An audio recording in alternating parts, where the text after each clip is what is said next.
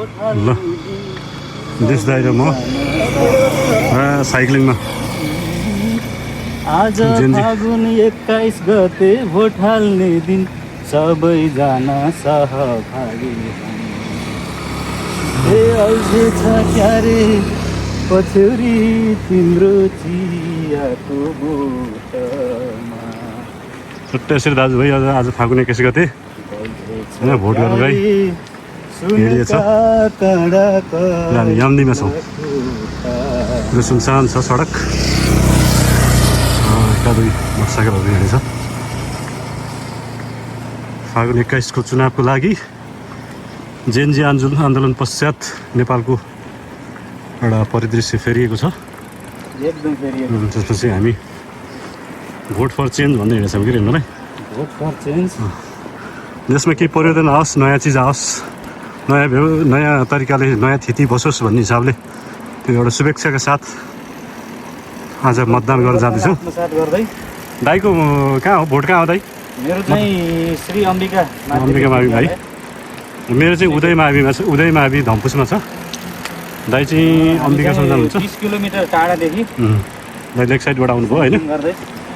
मतदान स्थलमा पुग्ने जमर्को गरिरहेको छौँ। अहिले 11 बजी गएर होइन? अहिले 11 बजिसक्यो। अब हामी 1 घन्टामा पुगिन्छ होला सायद। 1 घन्टामा मतदान स्थलमा पुगिन्छ।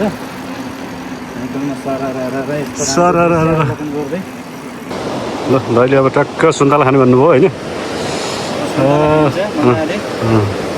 सुन्तला खाएपछि यो पुलको बारेमा पनि भन्नु पर्दा यो पुल चाहिँ यामदीदेखि यता लामाचौक जाने हो वडा नम्बर 20 जोड्ने पुल हो। यो सेती नदीमाथि बनेको। नदीमाथि बनेको यो यसलाई चाहिँ यामदी र उसलाई यसलाई चाहिँ कुन ठाउँ जोडेदै लामाचौक पोखरा चाहिँ वडा नम्बर 1 र 20 जोड्ने पुल हो। यति बेला हामी यामदी आइपुग्यो। यो वर्षौँपछि बन्दैछ यो पुल। एउटा विकास निर्माणमा देखिएको यो एउटा व्यतिथि पनि हो कि खासमा। वर्षौँपछि बल्ल बन्दैछ। सडक निर्माणको सम्पन्न भएको यति वर्ष भइसक्यो। पोखराको नयाँ बागलुङ बस्ताहरूको उता पर्सिङ जोड्ने फिर्के लामाथिको पुल त्यो त झन् सुरु भएको काम चाहिँ। तर त्यहाँ चाहिँ झन् 14-15 वर्ष लागिसक्यो।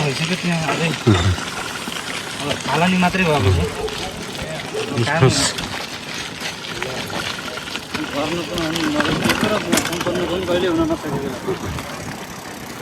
हुँदैछ तर ढिला सुस्ती चाहिँ व्यापक छ है। हामी टिबिटेन क्याम्पबाट भित्री बाटो आइयो। साइकलमा चाहिँ छाडे उकालोमा गइरहनु पर्ने स्थिति आइलाग्यो। यो विष्णु पादुकाको लिएर छ। यहाँ चाहिँ मतदान कार्य जारी हुँदैछ है। मान्छेहरूको सहभागिता राम्रै छ।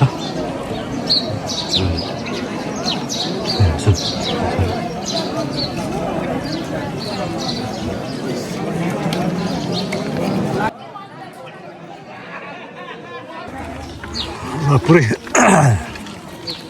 सार्वजनिक उपस्थिति आजको निर्वाचनमा।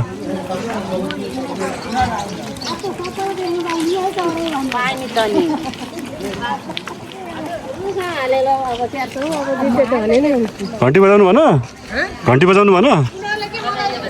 त्यो घन्टी बजाउनु पर्छ नि। हो आमाहरू पनि भोट हाल्न आउनुभएको छ। यहाँ दिदीबहिनीहरू भोट हाल्नु भएको छ। घन्टी बजाउनु भयो।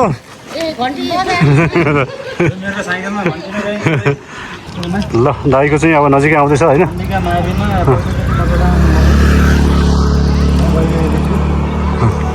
पक्कै पनि भोट फर चेन्ज परिवर्तनकारी भोट गर्न सुरु हुनुहुन्छ।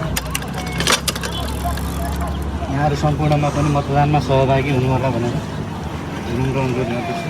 दाइले चाहिँ आफ्नो स्कुलमा पहिलोचोटि भोट हाल्दै हुन्छ होइन? फर्स्ट टाइम हो लक्कीली। हामी चाहिँ यहाँबाट लगभग 5-6 किलोमिटर टाढा गौरीशङ्कर नारीमा मतदान गर्न गइरहेका थियौँ। विगत धेरै वर्षदेखि 17 सालदेखि नै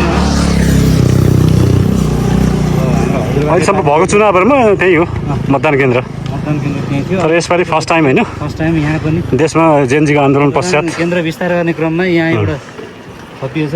जसले पहल गर्नुभयो यो थप्नलाई उहाँहरूलाई धेरै धेरै धन्यवाद। ल दाइको नजिकै आइपुग्यो, मेरो त टाढा छ होइन है, भाइचाहिँ कता धम्पुस मेरो अब धम्पुसको उदय माविमा बेस्ट अफ लक भन्नु पऱ्यो। ल दाइ नजिकै आइपुग्यो होइन, म चाहिँ एकछिन बुझ। ओ सर यहाँ साथीहरू सब यहीँ छ नि यार, स्कुल पढ्दाखेरि साथीहरू सब यहीँ छ। ल ल ट्र्याक यहाँले घट्टे खोला आइपुगेँ चाहिँ, घट्टे खोला है। यहाँ हामी सानो सानोमा पिठो पिन्नुको लागि यहाँ आइन्थ्यो, त्यस कारण यो ठाउँको नाम घट्टे खोला हो। यहाँबाट हामी फेरि हिँड्दै जानुपर्छ। अहिले म घट्टे खोलाबाट अलिक माथि आइपुगेको छु। घट्टे खोलासम्म साइक्लिङ र त्यसपछि 1 घन्टा जति हिँडिन्छ होला, आधा घन्टादेखि 45 मिनटसम्म हिँडिन्छ। यो सबै भोट फर चेन्जको लागि, एक मत पनि परिवर्तनको लागि भन्ने हिसाबले सबैले सोच्नुपर्ने आजको दिन हो। यो एकेकोमा एकचोटि आउने अवसरको रूपमा हामीले आजको यो मतदानको दिनलाई सोच्नुपर्छ र हाम्रो एक भोट परिवर्तनको लागि इँटाको काम गर्न सक्छ। यस कारण पनि म अझै हिँड्दैछु भोट गर्नको लागि। अब यहाँबाट आधा घन्टा हिँडेपछि पुग्छु होला। सर ओ भोट हालिसक्नु भयो? भोट हाल्नु भयो? यस, भोट फर चेन्ज। ल मेरो साथीले राष्ट्रिय झन्डा अङ्कित पुरा नेपालको यो क्रिकेटको टिमको जर्सी लाएर ट्याक्क भोट हालिसक्नु भएको छ। भोट फर चेन्ज भनिसक्नु भएको छ उहाँले। म त यहाँ अब डाँडामा आइपुगेछ, घट्टे खोलाबाट हिँड्दै हो, घट्टे खोला हिँड्दै अब यहाँ एकछिनमा पुगिन्छ। यो सबै यो दुःख छ नि सर, यो चेन्जको लागि हो कि, यसरी बुझ्नु पऱ्यो। तपाईँले के भन्नुहुन्छ? म त्यसमा 100% सहमत।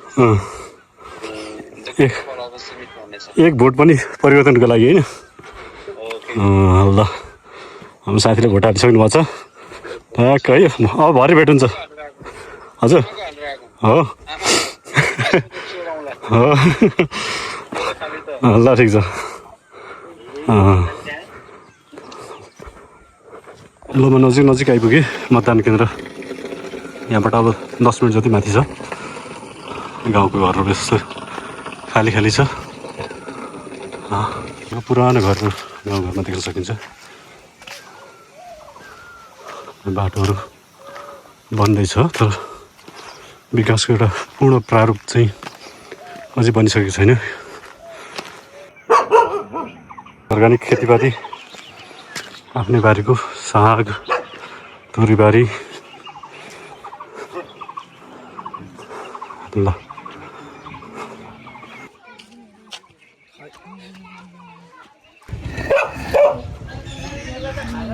यो मतदान केन्द्र 63 सालपछि उदयमाविको मतदान केन्द्र सकिएको छ। गाइज अल्टिमेटली भोट हालिदियो है। 63 सालदेखि मतदान केन्द्रमा भोट हालेको 4 चोटि भइसक्यो। चेन्जको लागि, यस्तो आउने पुस्ताहरूको लागि, चेन्जको लागि यो भोट, यसपालिको भोट। के छ बाबु, ठिक छ? भोट केमा? गुड। ल यो चेन्जको लागि है सबै भोट।